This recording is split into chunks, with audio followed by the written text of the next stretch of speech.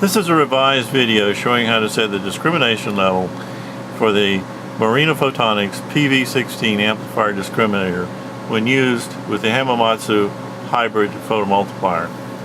The top trace is the output of the Hamamatsu Hybrid tube amplified by 60 dB after being split in two.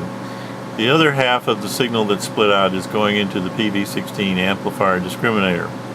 We're seeing the top trace is single photon events, and the bottom trace is the output of the PV16. This is not optimum.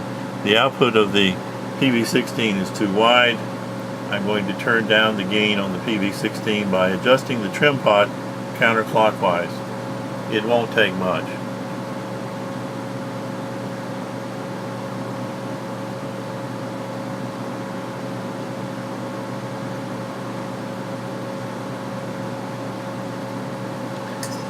When the pulse width is approximately 1 nanosecond for this particular tube, one has an optimum adjustment.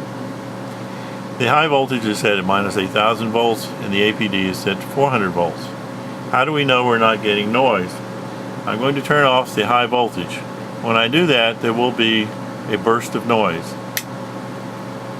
It takes up to a minute for the high voltage power supply to bleed down and every single bit of noise to get out of the system.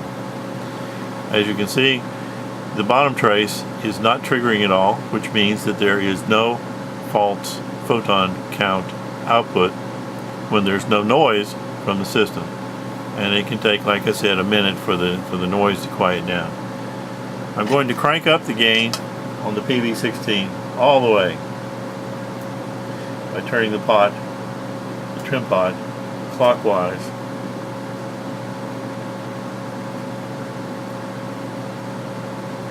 What I'm seeing now is the PV16 is triggering on the output of the system when there is no high voltage on the Hamamatsu tube, and therefore there can't be any single photon events. I'm going to turn down the gain. 1, 2, 3, 4, 5, 6, 7, 8, 9, 10, 11, 12. 12 turns counterclockwise and I have no output false pulses. This is the first step in adjusting the threshold. The second step is to turn on the high voltage. After a while, one sees single photon events and discrimination. This sees single photon events, but the PV16 output is too wide. The threshold is still set too low, so I'm going to turn the gain down on the PV16 another half a turn.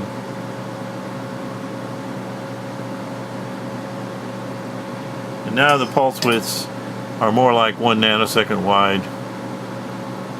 You can turn it down even more. If you have a lower noise system, which you would have if you don't split the signal, then the pulse width would not vary so much. You get a better signal to noise ratio when you come directly out of the tube. So you don't need to monitor the single photon output by amplifying it. You can just simply look at the PV16 output. And when the PV16 output is about 1 nanosecond for this 600 picosecond half-height pulse width nominal from the tube, you know you've got a single photon event that's adjusted optimally and you're seeing no noise. If you turn off the high voltage, as I just did, and you see no pulses, then you know you've set it at the optimum value.